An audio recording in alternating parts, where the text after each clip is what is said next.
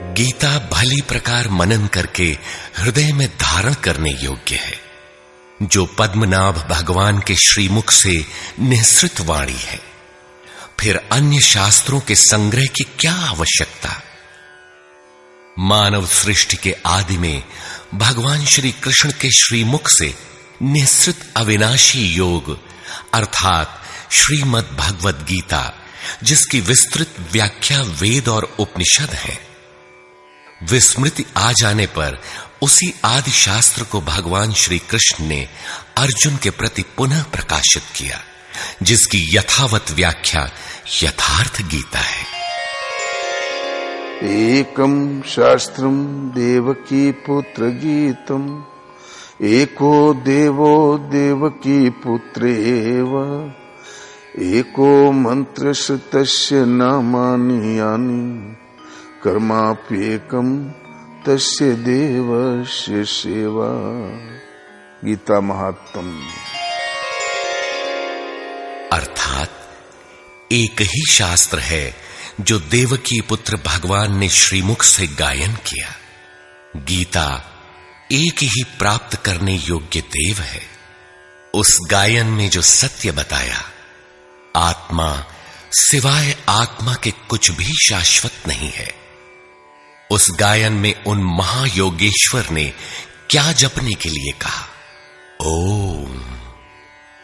अर्जुन, ओम अक्षय परमात्मा का नाम है, उसका जप कर और ध्यान मेरा धर। एक ही कर्म है। गीता में वर्णित परम देव एक परमात्मा की सेवा। उन्हें श्रद्धा से अपने हृदय में धारण करें। अस्तु, आरंभ से ही गीता आपका शास्त्र रहा है। भगवान श्री कृष्ण के हजारों वर्ष पश्चात परवर्ती जिन महापुरुषों ने एक ईश्वर को सत्य बताया, गीता के ही पथ पर चलने वाले पथिक हैं, गीता के ही संदेशवाहक हैं। ईश्वर से ही लौकिक एवं पारलौकिक सुखों की कामना, ईश्वर से डरना, अन्य किसी को ईश्वर न मानना, यहां तक तो सभी महापुरुषों ने बताया। किंतु ईश्वरीय साधना, ईश्वर तक की दूरी तय करना, ये केवल गीता में ही सांगोपांग क्रमबद्ध सुरक्षित है। गीता से सुख शांति तो मिलती ही है, ये अक्षय अनामय पद भी देती है। बर्बाद नहीं, ये सब कभी हमारा था ही नहीं। श्रीमद् भगवद गीता की टीका, यथार्थ गीता।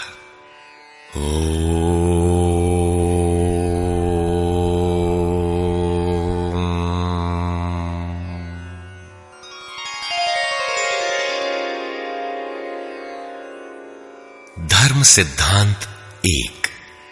सभी प्रभु के पुत्र। ममैवांशो जीवलोके जीवभूतः सनातनः, मनः षष्ठानि इन्द्रियाणि प्रकृतिस्थानि कर्षति। सभी मानव ईश्वर की संतान है, मेरे विशुद्ध अंश हैं। मानव तन की सार्थकता। किम पुनर्ब्राह्मणा पुण्या भक्ता राजर्षयस्तथा, अनित्यमसुखं लोकम् इमं प्राप्य भजस्व माम्। सुख रहित क्षण भंगुर किंतु दुर्लभ मानव तन को पाकर मेरा भजन कर। अर्थात भजन का अधिकार मनुष्य शरीरधारी को है। मनुष्य की केवल 2 जाति। द्वौ भूत सर्गौ लोकेस्मिन्, दैव आसुर एव च। दैवो विस्तरशः प्रोक्त, आसुरं पार्थ मे शृणु। मनुष्य केवल 2 प्रकार के हैं, देवता और असुर। जिसके हृदय में दैवी संपत्ति कार्य करती है वो देवता है, तथा जिसके हृदय में आसुरी संपत्ति कार्य करती है वो असुर है। तीसरी कोई अन्य जाति सृष्टि में नहीं है। हर कामना ईश्वर से सुलभ। त्रैविद्या मां सोमपाः पूतपापा यज्ञैरिष्ट्वा स्वर्गतिं प्रार्थयन्ते ते पुण्यमासाद्य सुरेन्द्रलोकम् अश्नन्ति दिव्यान् दिवि देवभोगान्। मुझे भजकर लोग स्वर्ग तक की कामना करते हैं, मैं उन्हें देता हूं। अर्थात सब कुछ एक परमात्मा से सुलभ है। भगवान की शरण से पापों का नाश। अपि चेदसि पापेभ्यः सर्वेभ्यः पापकृत्तमः सर्वं ज्ञानप्लवेनैव वृजिनं सन्तरिष्यसि। संपूर्ण पापियों से अधिक पाप करने वाला भी ज्ञान रूपी नौका द्वारा निस्संदेह पार हो जाएगा। ज्ञान अध्यात्मज्ञान नित्यत्वम् तत्त्वज्ञानार्थदर्शनम् एतज्ज्ञानमिति प्रोक्तम् अज्ञानम यदतोन्यथा। आत्मा के आधिपत्य में आचरण, तत्व के अर्थ रूप मुझ परमात्मा का प्रत्यक्ष दर्शन ज्ञान है, और इसके अतिरिक्त जो कुछ भी है अज्ञान है। अतः ईश्वर की प्रत्यक्ष जानकारी ही ज्ञान है। भजन का अधिकार सबको। अपि चेत् सुदुराचारो भजते मामनन्यभाक् साधुरेव समन्तव्यः सम्यग् व्यवसितो हि सः। क्षिप्रं भवति धर्मात्मा शश्वच्छान्तिं निगच्छति कौन्तेय प्रतिजानीहि न मे भक्तः प्रणश्यति। अत्यंत दुराचारी भी मेरा भजन करके शीघ्र ही धर्मात्मा हो जाता है एवं सदा रहने वाली शाश्वत शांति को प्राप्त कर लेता है। अतः धर्मात्मा वो है जो एक परमात्मा के प्रति समर्पित है, और भजन करने का अधिकार दुराचारी तक को है। भगवत पथ में बीज का नाश नहीं। नेहाभिक्रमनाशोऽस्ति प्रत्यवायो न विद्यते स्वल्पमप्यस्य धर्मस्य त्रायते महतो भयात्। धर्म अर्थात आत्मदर्शन की क्रिया का स्वल्प आचरण भी जन्म मरण के महान भय से उद्धार करने वाला होता है। धर्म अपरिवर्तनशील है। ईश्वर का निवास। ईश्वरः सर्वभूतानां हृद्देशेऽर्जुन तिष्ठति भ्रामयन् सर्वभूतानि यन्त्रारूढानि मायया। ईश्वर सभी भूत प्राणियों के हृदय में रहता है, तो शरण किसकी जाए? तमेव शरणं गच्छ सर्वभावेन भारत तत्प्रसादात् परां शान्तिं स्थानं प्राप्स्यसि शाश्वतम्। संपूर्ण भाव से उस हृदयस्थ एक परमात्मा की शरण में जाओ, जिसकी कृपा से तू परम शांति, शाश्वत परम धाम को प्राप्त होगा। यज्ञ।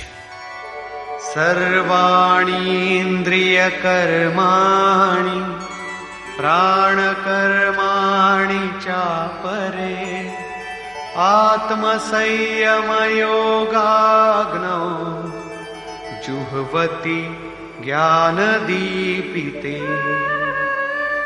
संपूर्ण इंद्रियों के व्यापार को, मन की चेष्टाओं को ज्ञान से प्रकाशित हुई आत्मा में संयम रूपी योगाग्नि में हवन करते हैं। अपाने जुह्वति प्राणं प्राणे पानं तथा परे प्राणापान गतिरुद्ध्वा प्राणायाम परायणा। बहुत से योगी श्वास को प्रश्वास में हवन करते हैं और बहुत से प्रश्वास को श्वास में। इससे उन्नत अवस्था होने पर अन्य श्वास प्रश्वास की गति रोककर प्राणायाम परायण हो जाते हैं। इस प्रकार योग साधना की विधि विशेष का नाम यज्ञ है। उस यज्ञ को कार्य रूप देना कर्म है। कर्म। एवं बहुविधा यज्ञा वितता ब्रह्मणो मुखे कर्मजान् विद्धितान् सर्वान् एवं ज्ञात्वा विमोक्ष्यसे। इस प्रकार बहुत से यज्ञ, जैसे श्वास का प्रश्वास में हवन, प्रश्वास का श्वास में हवन, श्वास प्रश्वास का निरोध कर प्राणायाम के परायण होना इत्यादि यज्ञ जिस आचरण से पूर्ण होता है, उस आचरण का नाम कर्म है। कर्म माने आराधना, कर्म माने चिंतन। योग साधना पद्धति का नाम यज्ञ है। विकर्म। विकर्म का अर्थ विकल्प शून्य कर्म है। प्राप्ति के पश्चात महापुरुषों के कर्म विकल्प शून्य होते हैं। आत्मस्थित, आत्मतृप्त, आप्त काम महापुरुषों को न तो कर्म करने से कोई लाभ है और न छोड़ने से कोई हानि ही है। फिर भी वे पीछे वालों के हित के लिए कर्म करते हैं। ऐसा कर्म विकल्प शून्य है, विशुद्ध है, और यही कर्म विकर्म कहलाता है। यज्ञ करने का अधिकार। यज्ञ शिष्टामृत भुजो यान्ति ब्रह्म सनातनम् नायं लोकोऽस्त्य यज्ञस्य कुतोऽन्यः कुरु सत्तम। यज्ञ न करने वालों को दोबारा मनुष्य शरीर भी नहीं मिलता। अर्थात यज्ञ करने का अधिकार उन सब को है जिन्हें मनुष्य शरीर मिला है। ईश्वर देखा जा सकता है। भक्त्या त्वनन्यया शक्य अहमेवं विधोऽर्जुन ज्ञातुं द्रष्टुं च तत्त्वेन प्रवेष्टुं च परन्तप। अनन्य भक्ति के द्वारा मैं प्रत्यक्ष देखने, जानने तथा प्रवेश करने के लिए भी सुलभ हूं। आश्चर्यवत् पश्यति कश्चिदेनम् आश्चर्यवद् वदति तथैव चान्यः आश्चर्यवच्चैनमन्यः शृणोति श्रुत्वाप्येनं वेद न चैव कश्चित्। इस अविनाशी आत्मा को कोई विरला ही आश्चर्य की तरह देखता है, आश्चर्य की तरह उपदेश करता है, और कोई विरला ही इसे आश्चर्य की तरह सुनता है। अर्थात ये प्रत्यक्ष दर्शन है। आत्मा ही सत्य है, सनातन है। अच्छेद्योऽयमदाह्योऽयम् अक्लेद्यो शोष्य एव च नित्यः सर्वगतः स्थाणुः अचलोऽयं सनातनः। ये आत्मा सर्वव्यापक, अचल, स्थिर रहने वाला और सनातन है। आत्मा ही सत्य है। विधाता और उससे उत्पन्न सृष्टि नश्वर है। आब्रह्म भुवनाल्लोकाः पुनरावर्तिनोऽर्जुन मामुपेत्य तु कौन्तेय पुनर्जन्म न विद्यते। ब्रह्मा और उससे निर्मित सृष्टि, देवता और दानव दुखों की खानी, क्षणभंगुर और नश्वर है, किंतु मेरा भक्त कभी नष्ट नहीं होता। भजन एक परमात्मा का करना चाहिए।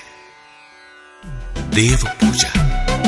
कामैस्तैस्तैर्हितज्ञानाः प्रपद्यन्तेऽन्यदेवताः तन्तन्नियममास्थाय प्रकृत्या नियताः स्वया।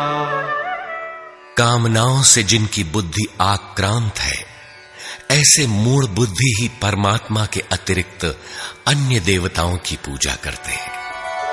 येऽप्यन्यदेवता भक्ता यजन्ते श्रद्धयान्विताः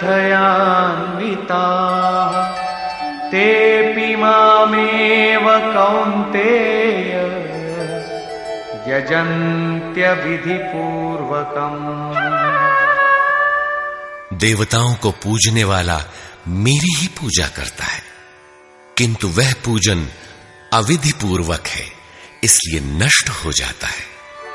यजन्ते सात्विका देवान् यक्षरक्षांसि राजसाः प्रेतान् भूतगणांश्चान्ये यजन्ते तामसा जनाः। अर्जुन, शास्त्र विधि को त्याग कर भजने वाले सात्विक श्रद्धा वाले देवताओं को, राजस पुरुष यक्ष राक्षसों को और तामस पुरुष भूत प्रेतों को पूजते हैं, किंतु कर्षयन्तः शरीरस्थं भूतग्राममचेतसः मां चैवान्तः शरीरस्थम् तान् विद्यासुरनिश्चयान्। वे शरीर रूप से स्थित भूत समुदाय और अंतर्यामी रूप में स्थित मुझ परमात्मा को कृश करने वाले हैं। उनको तू असुर जान, अर्थात देवताओं को पूजने वाले भी आसुरी वृत्ति के अंतर्गत हैं। अधम। तानहं द्विषतः क्रूरान् संसारेषु नराधमान् क्षिपाम्यजस्रमशुभान् आसुरीष्वेव योनिषु। जो यज्ञ की नियत विधि छोड़ कल्पित विधियों से यजन करते हैं, वे ही क्रूर कर्मी, पापाचारी तथा मनुष्यों में अधम है। अन्य कोई अधम नहीं है। नियत विधि क्या है? ओमित्येकाक्षरं ब्रह्म व्याहरन् मामनुस्मरन् यः प्रयाति त्यजन् देहं स याति परमां गतिम्। ओम, जो अक्षय ब्रह्म का परिचायक है, उसका जप तथा मुझ एक परमात्मा का स्मरण, तत्वदर्शी महापुरुष के संरक्षण में ध्यान। शास्त्र इति गुह्यतमं शास्त्रम् इदमुक्तं मया नघ एतद्बुद्ध्वा बुद्धिमान् स्यात् कृतकृत्यश्च भारत। इस प्रकार यह अति गोपनीय शास्त्र मेरे द्वारा कहा गया। इसे तत्व से जानकर मनुष्य पूर्ण ज्ञाता तथा कृतार्थ हो जाता है। अतः योगेश्वर श्री कृष्ण की यह वाणी स्वयं में पूर्ण शास्त्र है। तस्मात् शास्त्रं प्रमाणन्ते कार्याकार्य व्यवस्थितौ ज्ञात्वा शास्त्र विधानोक्तं कर्म कर्तुमिहार्हसि। कर्तव्य और अकर्तव्य